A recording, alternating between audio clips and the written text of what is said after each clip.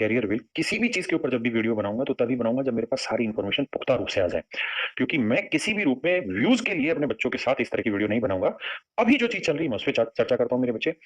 एक viral post आ रही है जिसमें कहा गया है कि 62,400 पोस्ट आई हुई है मेरे बच्चे। और ये 62,400 पोस्ट है रेलवे ग्रुप डी 2026 में इसका नोटिफिकेशन आ रहा है। 10वीं और ITI दोनों इसके लिए मतलब एलिजिबल है।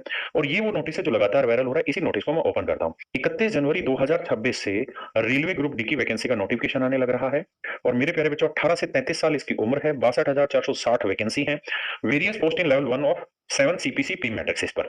जबकि सच बात यह है कि 2024 में यानी इससे पहले जो ग्रुप डी की वैकेंसी आई तो उसमें ये जो नोटिफिकेशन मेरे बच्चों आपको सामने दिखाई दे रहा है ये था ओरिजिनल नोटिफिकेशन और ये है वो फेक नोटिफिकेशन जो डाला जा रहा है। एक बार मैंने इस पैटर्न को बहुत अच्छे से फॉलो किया और तब देखा पहली चीज तो ये रहती है हमेशा कि जितनी फेक इस तरीके का जो फेक नोटिफिकेशन डालते हैं ये इसमें जो नंबर पोस्टेड रहती है एक्चुअल में उससे पोस्टों की संख्या कम मिलती है। ये मेरा पिछला अनुभव है जो मैं लगातार देखता चला जा रहा हूं। अगर आप ओरिजिनल नोटिफिकेशन की देखेंगे तो यहाँ एक एक चीज आपको मेंशन करी हुई है कि डेट ऑफ भाई इतनी तारीख से फॉर्म स्टार्ट हो रहे हैं इतनी तारीख से ये होगा। और किसी ने क्या किया कि यहां से यहां तक की चीजें कॉपी की और कॉपी करने के बाद ये चीजें अपनी तरफ से उसने डाटा फिल कर करके सेट करके डाल दिया। लेकिन मैं ये बात अच्छा वहां पे 18 से 36 था। इस बार इन्होंने 18 से 33 डाल दिया क्योंकि उसमें कोविड में 3 साल का रिपीट मिला था। लेकिन फिर भी मैं आपसे एक बात खोल के कह रहा हूं सच बात यह कि ये नोटिस अभी पूरी तरीके से फेक है। किसी को इसकी सच्चाई का नहीं पता। लेकिन हम ये मान लेते हैं कि ये फेक भी है। लेकिन ये तो तय है कि मैं रेलवे के ऊपर लगातार आपको ये चीजें बताता जा रहा हूं कि रेलवे मिनिस्टर साहब ने बाकायदा प्रेस कॉन्फ्रेंस रिलीज की और उसमें ये कहा कि हमने जो कमिट किए हैं उन चीजों को हम फॉलो कर रहे हैं। हम रेलवे कैलेंडर अनाउंस कर रहे हैं और रेलवे कैलेंडर प्रॉपर चलेगा। अभी अभी आपने देखा कि ALP का एप्लीकेशन का स्टेटस आउट हो गया। इसके तुरंत बाद जो टेक्निकल वैकेंसी थी उनका स्टेटस आ गया एप्लीकेशन स्टेटस। तो अब मेरे बच्चे ये तय है कि जो 2025 वाले एग्जाम थे वो सिस्टमेटिक लगातार होते चले जाएंगे। 2025 की ग्रुप डी की वैकेंसी अभी बची हुई थी। तो 2025 की ग्रुप डी की जो वैकेंसी है वो आनी तय है।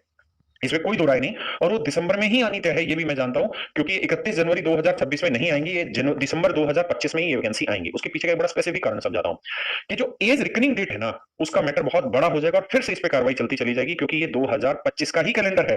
तो 2025 का जो कैलेंडर है इसमें हर हाल में दिसंबर में ही नोटिफिकेशन निकाल के देंगे। आप मेरी बात को लिख लेना। हाँ पोस्टें कितनी होंगी मैं नहीं जानता कि 62,460 पोस्टें होंगी या नहीं होंगी। लेकिन हाँ रेलवे मिनिस्टर साहब ने यह भी कहा है कि हाँ ग्रुप डी में पोस्टें बढ़ रही हैं। तो उम्मीद है कि इसके आसपास सीटें आएंगी। अगर मेरे बच्चे में जनरली आपको बात समझाऊं तो कुल मिला के 18 से 33 साल इसमें मेरे बच्चे डेट जो आयु रहेगी वो रहेगी। इंडियन स्टूडेंट होना चाहिए। 10th क्लास पास होना चाहिए। अनुभव की कोई जरूरत नहीं है। प्रयासों की संख्या का कोई मतलब नहीं है कि 2 प्रयास आप अनलिमिटेड टाइम इस चीज के फॉर्म अप्लाई कर सकते हैं। फॉर्म का अप्लाई करेंगे www.indianrailways.com पे। ये जब भी आएगी तो मैं अपने आप आपको बताऊंगा ऑफिशियल। मेरे बच्चे न्यूनतम सीमा 18 साल है। ऊपरी सीमा 33 साल है। सामान्य वर्ग के लिए 33 है। अन्य पिछड़ा वर्ग यानी OBC के लिए 36 साल है। SC ST के लिए 38 वर्ष रहेगी। मेरे बच्चे जो सिलेक्शन प्रोसेस है वो वही होगा जो अभी भी है। यानी सबसे पहले कंप्यूटर बेस्ड है CBT 1 होगा फिर फिजिकल एफिशिएंसी टेस्ट है डॉक्यूमेंट वेरिफिकेशन और मेडिकल टेस्ट। अब बात करते हैं इससे आगे का कि ग्रुप डी एलिजिबिलिटी क्राइटेरिया 2024 में क्या था। तो इसमें इन्होंने लिखा था कि भाई या तो 10वीं पास हो या 12वीं का पास हो या फिर ITI ट्रेड सर्टिफिकेट उसके पास हो तो वो बच्चा इस चीज को अप्लाई कर सकता है। अभी भी यही रहेगी। दूसरा इसकी जो फीस रहेगी वो 500 रुपए फीस रहेगी मेरे बच्चे सामान्य बच्चे के लिए। और SC और ST बच्चों के लिए 250 रुपए फीस रहेगी। अब बात करते हैं इसमें क्या एग्जाम का पैटर्न होगा। तो वही एग्जाम का पैटर्न होगा जो अभी है। यानी मैथ के 25 सवाल जनरल अवेयरनेस और करंट अफेयर के 20 सवाल। और अभी आपको ये जानकर मतलब हैरान तो आप नहीं होंगे कि 20 में से 15-15 सवाल करंट अफेयर से पूछे जा रहे हैं। 15 सवाल करंट अफेयर से पूछे जा रहे हैं। तो 15-15 सवाल अगर मेरे बच्चे करंट अफेयर से पूछे जा रहे हैं तो आप इस बात को अच्छे से समझ गए कि करंट अफेयर का बहुत बड़ा रोल है। ऐसे ही जनरल इंटेलिजेंस और रीजनिंग के 30 सवाल और मेरे बच्चे जनरल साइंस के 25 सवाल यानी 100 सवाल 100 नंबर का पेपर होगा। 90 मिनट में पेपर देना होगा।